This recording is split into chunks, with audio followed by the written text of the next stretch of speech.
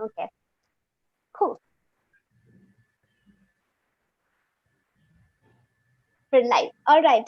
Good morning, everyone, and thanks for joining in on a Sunday morning. It's really lovely to have all of you in this webinar, and hello to those who are joining us via live stream.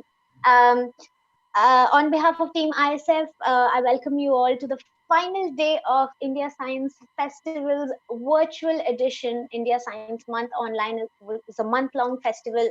Um, you know, it's all about talks, panel discussions, workshops, demonstrations, online games on science and technology. The theme for this year's festival is around space, robotics, healthcare. We also have events on general science and science communication. And it's been a very, very exciting 1 month with a lot of events, and we've had so many attendees joining in from all over the world. And the best part about everything is that the festival has been absolutely free to attend. So everybody needs is an internet connection, and the fest is, you can watch the fest from the comfort of your home. So one of the best things about this festival is personally that I feel that the topic of space has been very well discussed in this festival. And one of our initiatives at making science more accessible to the public is through collaborations.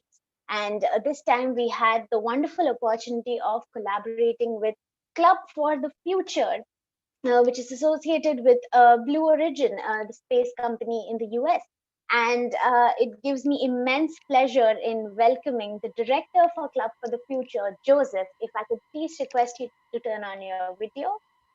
Thank you so much for joining in, Joseph. Such a pleasure to have you at India Science Festival. Thank you so much for having me. It's a pleasure to be here. Joseph, we have a lot of space enthusiasts in our audience here today, and most of our attendees are either college or school students. And the best part about this is that we'll get to it, but we are going to discuss the postcard program. And it's been a very exciting collaboration with Club for the Future. We've done so many, we've done talks. We did an interview with you and Varun, and we also had Erica Wagner coming in to give a talk on how life is in space and how it could be to live and work in space. So it's been a very, very exciting collaboration. And, our attendees are very excited to know about the work that is being done by Club for the Future. And if you could tell us about the postcard program too, I think we're all set. So the floor is all yours. I would love to. I'm so glad everyone got to hear from Erica Wagner as well. She's incredibly inspiring and someone I look up to, and her story and everything she's doing is incredible. Very similar to the work that you're doing at the India Science Festival. I know it's been a really exciting month, and it's a huge privilege that I get to help give it, bring it to a conclusion. So my name is Joseph Franke, and I do work at Blue Origin. It's a dream come true. So while there's a lot of space enthusiasts in the audience right now, you're in good company, because it was my dream to work for a leading space agency. And when I grew up, there was only NASA. So I'm going to share my screen real quick. Let's see here. There we go. Okay. Can everyone see this okay, Shruti? Does it say New Shepard Mission NS-14? Yes, it does. Awesome. So this is where I work. I work at a different facility, but this is in West Texas, US. And this is Blue Origin. And Blue Origin's out there building reusable rocketry so they can democratize and modernize space and build a road to space to better Earth. Once that is accomplished, we're going to need a lot of people living and working in space. And that's why they founded Club for the Future. Club for the Future is its own nonprofit founded in 2019, and its mission is to simply inspire young people to pursue careers in STEM and help them visualize the future of life in space. And this is students of all ages. I personally believe I'm still a student because I'm learning every single day in my life. So everyone's encouraged to be part of Club for the Future. And that's what we're doing today. I want all of you to consider yourselves as ambassadors to a program like this, to go out and spread the word of how space is changing. We do a lot of different things at Club for the Future. I get to work with amazing partners like the India Science Fest, like NASA, and a lot of students. And one way we help get them inspired is we ask them questions. We have a full array of questions. And one of them that we're focused on right now is, why does the Earth need space? And we like to get into, the resources and energy, room for us to expand as humankind, looking at the moon as a gift full of resources, and how we're going to utilize them. And then, of course, this inherent need that we have as humans for exploration. And what we ask with these questions is, send a postcard to space. I had the privilege of just speaking to one of the Indie Sciences colleagues, and she was asking how this got started. And uh, it's such a unique opportunity to take something that is resource intensive, like getting to space, and say, how can we democratize it so every student in the world can participate? And not only can they see an object that's been to space, but they can touch that object that's been to space, but also make it themselves. So this is Blue Origin's rocket New Shepard. It's reusable, it's suborbit, and it goes right to the Kármán line. And then right at the Kármán line, the capsule pops off and it floats in microgravity for several minutes. So the rocket takes off, flies through the air, the capsule pops, floats down.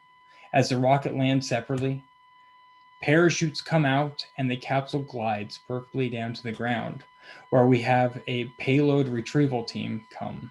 And this is real life where your postcards are sitting. These handmade objects that students make, uh, put them on this capsule and then get them sent back. Right here with the same stamps as you're seeing, flown to space, our own special indicia that signifies that it has spent time in microgravity. And then you get it back as a space flown keepsake. So we always encourage you to visit our website and engage with me. Ask me more questions. Ask how if you have ideas, if you have different opportunities. I love having those conversations, and we're here to help. So I will stop there, Shruti, and ask if you have any questions at all. Thanks, Joseph. That was really nice. And I mean, I'm always a fan of any artwork done by kids.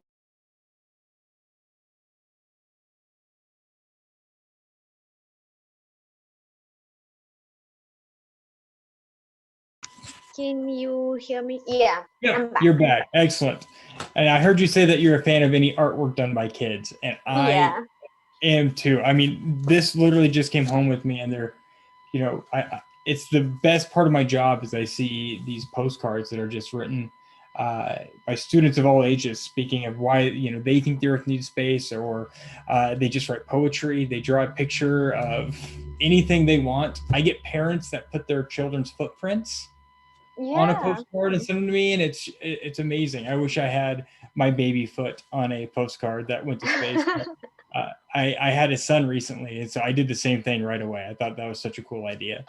Oh, absolutely. It's really exciting. And I think the best part about this is, like we've talked about before, of how wonderfully accessible this entire process makes space to everybody.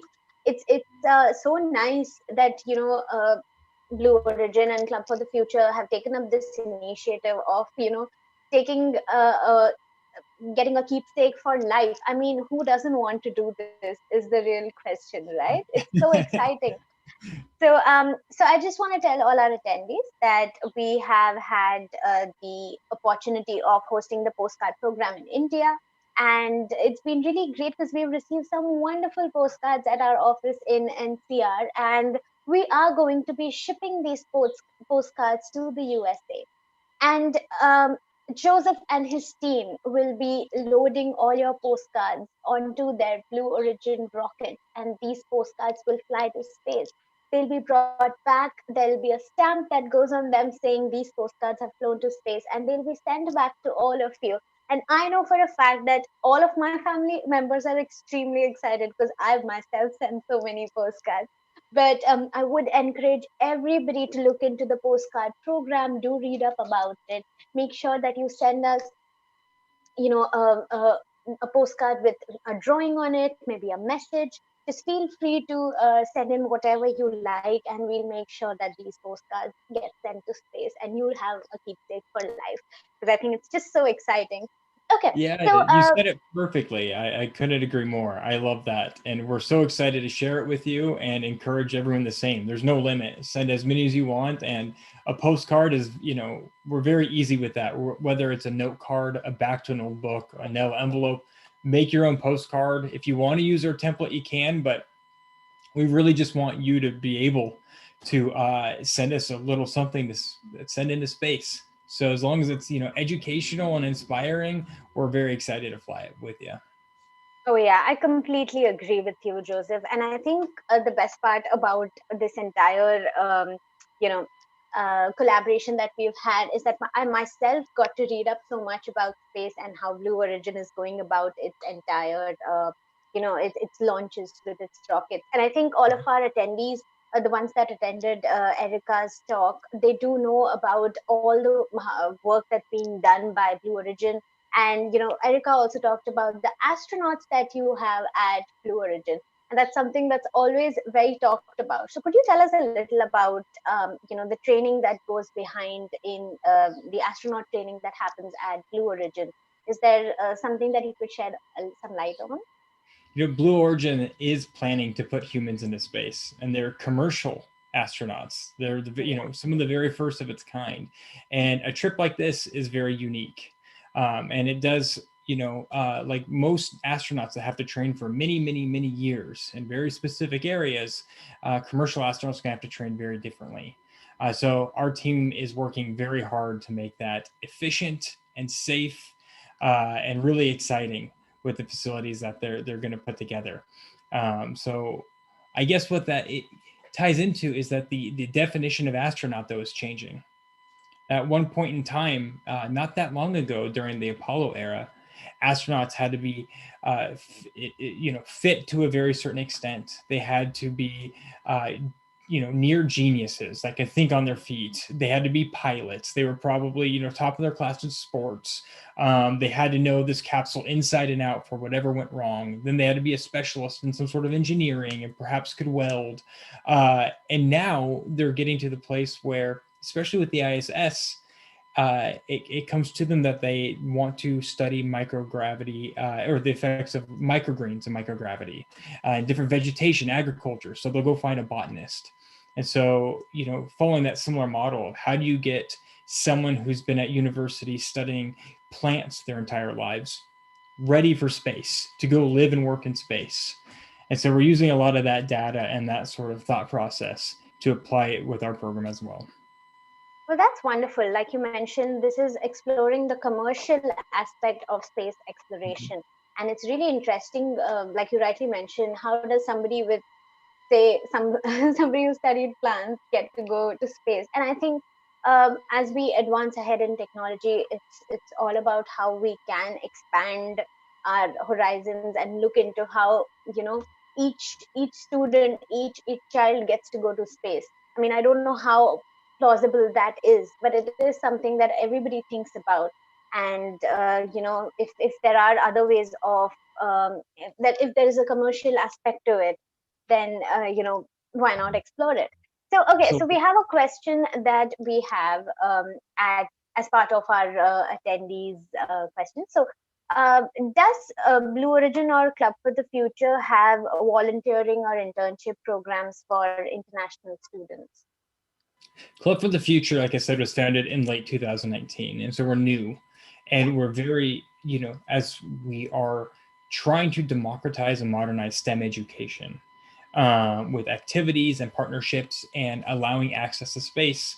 We're also open to different ideas about how to expand that. So internships are not usually, they're done through Blue Origin with the formal application process. But Club for the Future, we want to build a network of ambassadors to build out the postcard program so kids all over the globe in all resource areas have this sort of access, Yeah. because Blue Origin is going from a top down aspect where they're democratizing space to make it more affordable, in different technological advancements. And Club for the Future wants to do the same with the bottom up.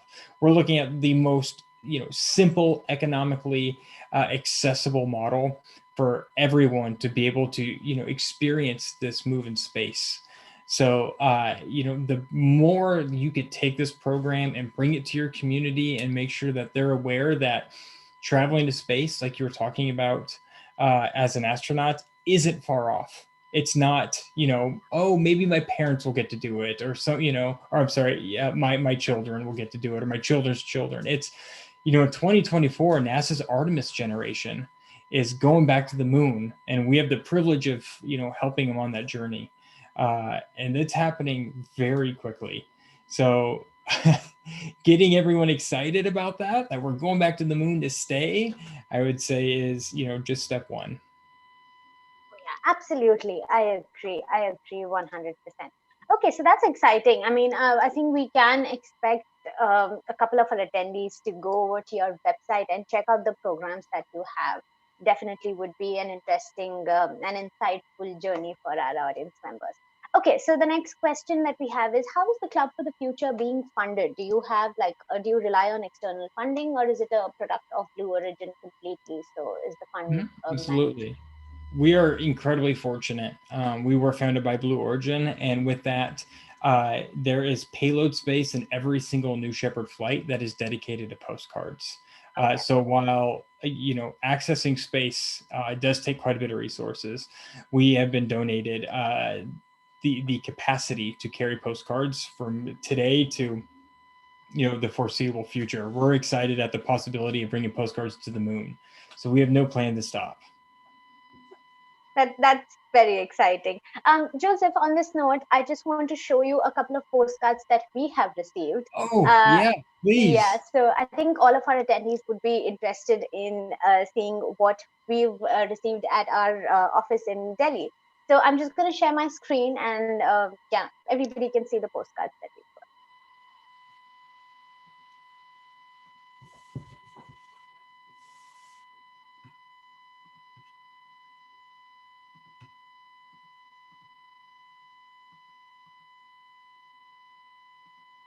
Okay, I'm just going to start presenting.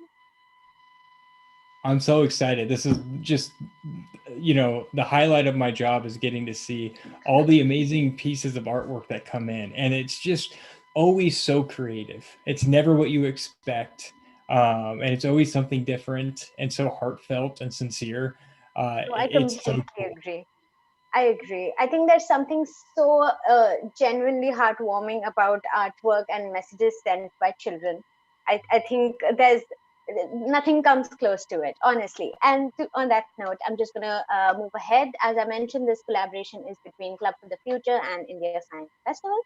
Um, it's called the Postcard Program. And first postcard that we have is uh, it says, "Dear humans, I would like to remind you that just like you, I also need space." And that's Earth crying out, and telling everybody what it means. It's incredible that we see this recurring theme of Earth smiling. Yeah. And it's so beautiful that the quality of our Earth and that, let's say, the happiness of our Earth is so important to this generation. Oh, It, absolutely. my generation, we didn't think about, we were recycling. That's how we were doing better, but we didn't think about really taking care of our home. And so just, seeing an Earth smile like this, it warms my heart. I love how much care and intent and thought goes into just a simple smile.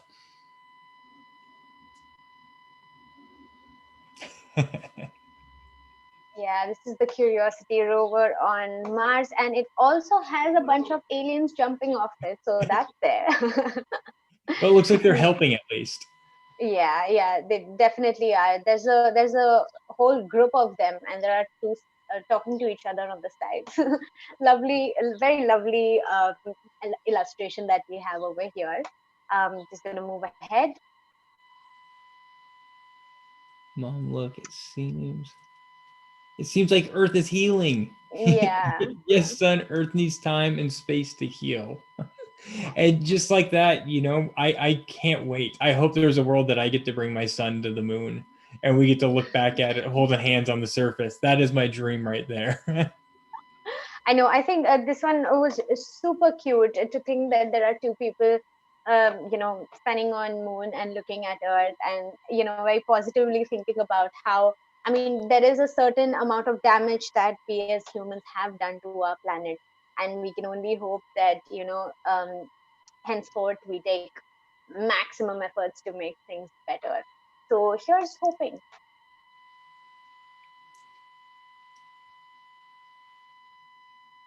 To life beyond Earth and more. Oh, I can't wait for more as well. That's what Yeah. gets me so excited about all the progress being made to the moon right now, is that the moon's really going to be like a space airport. It's going to really just help us go further and further into space. I just hope they get there quick enough so I can so I can get my journey on too. Definitely. I think this the favorite part about this illustration is that it has literally everything space related. There's not a single aspect that's left on this illustration. So it's got the rocket, it's got Earth, it's got other planets, it's got sun, the moon, the Right. stars. It's Resources, it's incredible. Energy, Yeah. a brand new spacesuit, which we're going to need a lot more designs of for everyone to be living and working in space. And then, of course, unidentified flying object, which I can't wait to see those. Agreed. Yeah, absolutely. Such a colorful and pretty illustration. I mean, can't wait for this to go to space and get stamped back. Really excited about the journey that this postcard's going to take. So the next one that we have here is, there's a very good message written on it. So I'm just going to give all our attendees a moment to read this.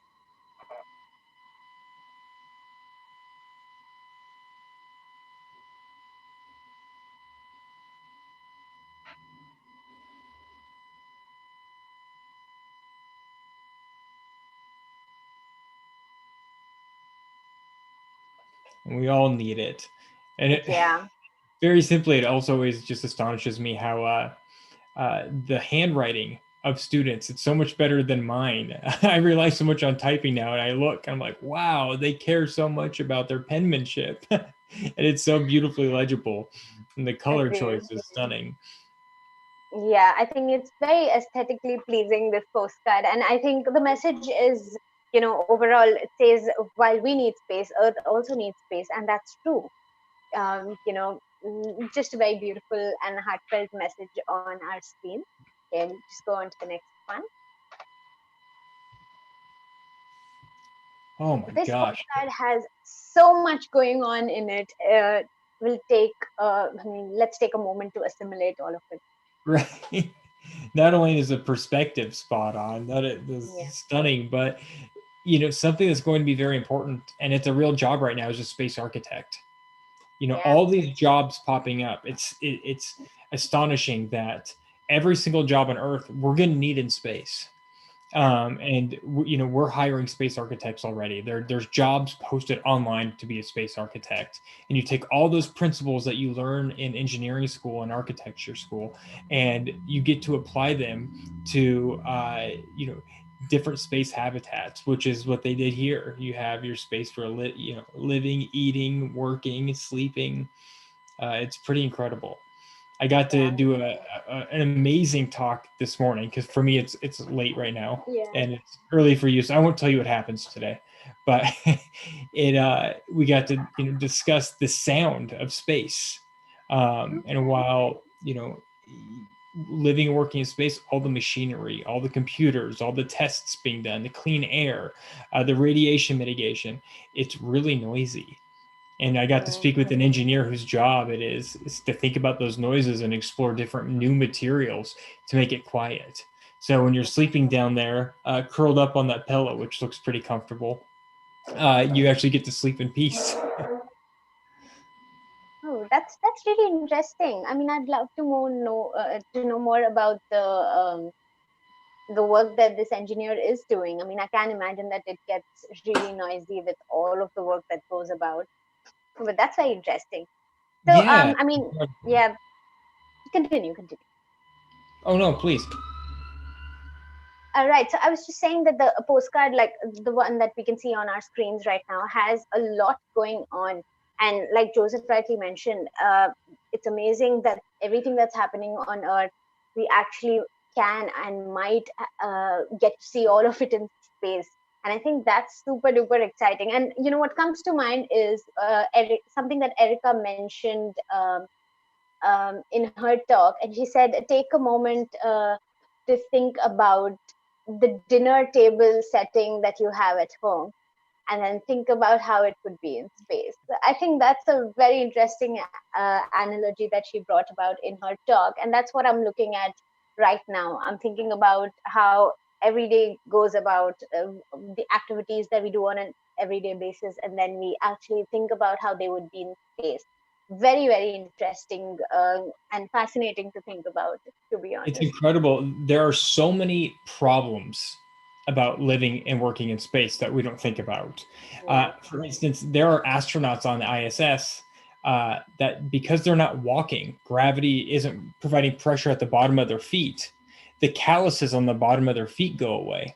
But while they're working in space, they have what they call gym bars, and then they hook their feet on under them. And so calluses actually start forming on the top of their feet. And so there's been iterations of different designs to be able to do foot socks or foot pads, so these calluses don't they don't start to form, and so when you come back down here it actually hurts to walk again. And you would never think about that. I never thought that living and working space for 6 months, my feet now look like my infant babies. Yeah, that's very, very interesting. Okay, let's move on to the next postcard that we have here. Again, very interesting message, and I think what's really cute about this is that it has three interesting illustrations along with the message that's written. So I'll just give everybody a moment to read it.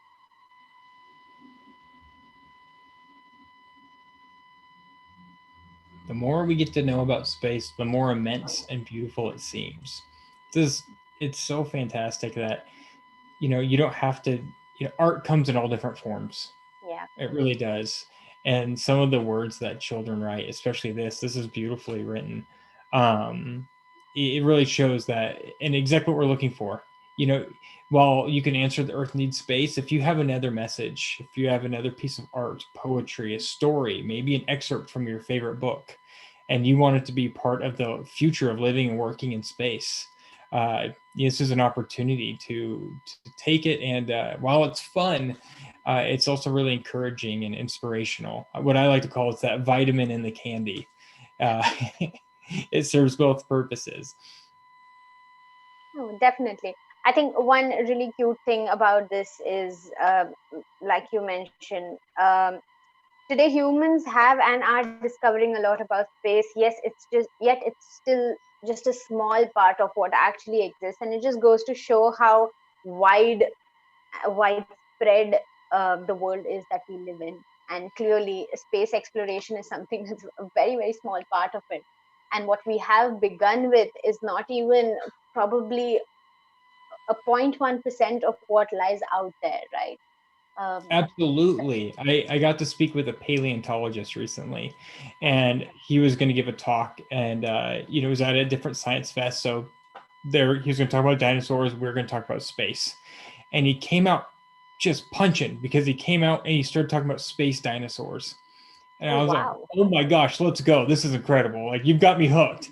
And he was talking about the theory of just how many planets and galaxies there are, and the chance that there is a replication of some sort of Earth, or at least the elements and the habitat of it. So there is a small opportunity out there, and a small likelihood that there's dinosaurs on another planet. And so, Oh my and to god, have that's someone insane. yeah, to have someone so tenured and a professor at a major university who teaches paleontology come out with a wild, fun theory like this and just have fun with it. Not only it got me smiling and laughing to talk about more, but also I went to bed that night really hoping that there were space dinosaurs somewhere. Space dinosaurs is what's going to be on my mind for a couple of months now. That was super exciting. Okay, so let's just, yeah, that brings us to the end of the couple of postcards that I wanted to show you. And just going to encourage all our attendees, if you haven't already, do check out the website. We have a couple of really interesting uh, programs that we have lined up. Okay, just gonna stop my screen share. Okay, exciting. All right. So, another question that we have for you here is, so what aspect of space exploration excites you the most? That's such a cool question. I love it. And one of my favorite parts about it is actually learning about everyone else's, what they're being excited about it right now as well. But for myself, honestly, I like the adventure of it. I'm so excited to take a ride that very few have taken. Yeah. To strap myself to basically a missile and shoot out into space and go faster than anyone else has and break a barrier that very few people have and just experience it. Um, I literally I think about going to space all the time, and outside of just taking that ride, I don't know what to expect. Just that full adventure and getting to go somewhere that's completely brand new and something that I've never seen before. So that's very exciting. And Rudy, Joseph, what about you? I'm curious about you. What excites you about space and exploration?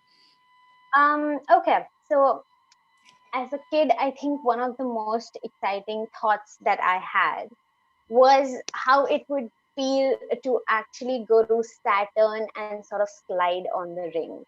This is a thought that I had for the longest time in my mind. And for some reason, I'm still not able to get it out of my head. So I really want to see somebody slide on Saturn's ring. I That's hope it. that's on a postcard. Oh yeah, yeah, it is. You'll see Good. it. I think something that I think about right now is very actively about how we have started to think about space exploration in the context of the commercial aspects of space exploration. But I really do think about how we're thinking of going about it sustainably. And I think that there's so much damage that we've already done to our planet. I think it's a little speculative, but at the same time, it makes me wonder when people actually think about, colonizing Mars, or actively think about going to other planets and settling there. I do think about how ethical. I try to think about the ethical aspects of space exploration, and you know, uh, think about how much of, say, green technology is actually being incorporated into the space programs that we have Mhm. at the moment and will continue to have for the coming years. So yeah, that's just something that intrigues me, and I'd like to get your views on it. What do I you love think? that. I think about that often as well because while Earth, we've made so many strides to be amazing. Innovation and technology. We also have a past that we can learn from. And so one of my first lessons that I we created at Club for the Future was writing a space constitution to take all everything that we've learned on Earth and how would we go out to space and how would we govern our new home. What sort of principles would we use to write a space constitution? What sort of characters would we instill? How would we make it an equitable experience for everyone, and a brand new experience? I love that, and I love what I love thinking about is everything we can learn. While we've made mistakes on Earth, we also have done amazing things. But there's a history of Earth that we don't know yet, uh, because we haven't had the ability to study what's happened to other planets. Yeah. So I look at the moon and Mars, and we've been studying it from photos. It's almost like learning to ride a bike from reading about it, and then someone gives you a bike, and the experience is going to be completely new. So when we're out there, just the history and the lessons that we're going to be able to learn from a planet that's already gone through what our planet might go through, hopefully in hundreds of billions of years from now. It fascinates me and it holds my attention. And I hope that we can just find out a whole new level of, basically bringing a whole new era, right? Like, who knows what we're going to learn? Yeah, I think the best part about it is the amount of mystery that it brings in, because imagination, you can't put a cap on imagination. It just goes crazy. But I do agree with you. There's so much out there. There's so much more to explore, and only time will tell what's out there. So I think one more question that we have received from you, from one of our attendees, is that so what has Club for the Future planned ahead? Because I know that you guys are just very new, and the postcard program is something that you have conceptualized and worked on for about a year now. But what else have you planned as far as the activities of CFD, It's a CTSU are perfect concerned? question. We considered the postcards the space mission one, Yeah, and we love the fact that it's modernizing and democratizing uh, access to space. yeah. And so for mission two, we want it to align with those same themes, but we're actually taking to asking our students this very question: what would you like us to do for our second mission? We are completely open to considerations. While we have a lot of ideas and we think we might go down a couple of paths, we're really excited to hear your ideas and how something like Club for the Future, and our superpower is Blue Origin. We have access to rockets and we have access to people like Dr. Erica Wagner, Yeah. and astronauts, and these people actually building a future, not just imagining it. They're building a human landing system, and they thought about it, and now we have Blue Moon Lander, and it will actually be the vehicle that takes the first woman to the moon in 2024. It's really exciting. So we at Club for the Future have access to all of this. And so I love asking the community the same thing: is what can we do for you? What can I do to make your experience and get you more excited about giving you access to space? So that's a very, very exciting note. I would definitely say that if you are working with the masses, you need to consider what the masses want, right? Yeah. And I think, okay, so to all our attendees, if you have any ideas, do let us know and we'll relay your ideas to Joseph. And you Yeah, never as a know. student, please tell me. I'm basically an old man, and every what the interests out there of students are changing all the time. I know when I was a student, if someone worked for an organization like Club for the Future, a nonprofit, and said, "I bet you'll like this," I'd say, No. "No, not really. Like, I'm gonna go play hockey, actually." Uh, and so I love hearing the ideas and just, hey, what would get you really excited? Write me, from our website, and tell me. Oh, yeah, absolutely. We're going to link the Club for the Future website in the chat for this session, and then everybody can have access to everything that Club for the Future is doing. So I think we have run well over time, Joseph, but I'm just going to quickly ask you. I know it's late for you too, Oh, but please. yeah, I just would like to know your last comment on the work that Club for the Future or say organizations like ISF are doing, and I'd like to know about what your take is on public engagement platforms for you yourself work for one. How do you think these are useful in bringing science or technology available to masses? What's your take on how useful these platforms are? Absolutely. I think everyone learns very differently. And so Mm, it's very important to have a diverse library of learning tools. yeah. For me, especially as a student, I wasn't a very good reader. It took me a lot of time alone to figure out how to learn something. And what's amazing about these platforms like Zoom or Flipgrid, it's allowing, and YouTube especially, it's allowing you to learn through such strong visual aids and conversations. For me, the most powerful story comes from the storyteller. And so when I learn about Shrudi's pathway and Dr. Erica Wagner's pathway to where she got, for me it's a far more personal experience, and I'm able to take away so many different learnings than I would if I just read. And my sister, on the other hand, is the opposite. If you talk to her one on one, you're gonna lose her. She freezes up and doesn't enjoy it. But if she goes and reads a biography, the next day she'll come tell me all about what she learned. So platforms like this and what the internet's done, give us just access to knowledge. Yeah, I think is incredibly powerful. yeah. I completely agree with you there. Any last words for all our space enthusiasts in the audience? Yeah, when I first joined, I loved the idea of sending a postcard to space, but it wasn't until I got mine back that it was transformative. That that small idea that a few years ago, if I wanted to make something and send it to space, it was going to cost me amount of money that I don't know if I'll ever earn, Mm-hmm. and not to mention I don't know who to call. But through this, just a very simple piece of paper, you actually get to make something yourself, send it, and when it comes back, uh, to me, it was a really special experience, and so I hope everyone gets to have that same exact feeling that I had.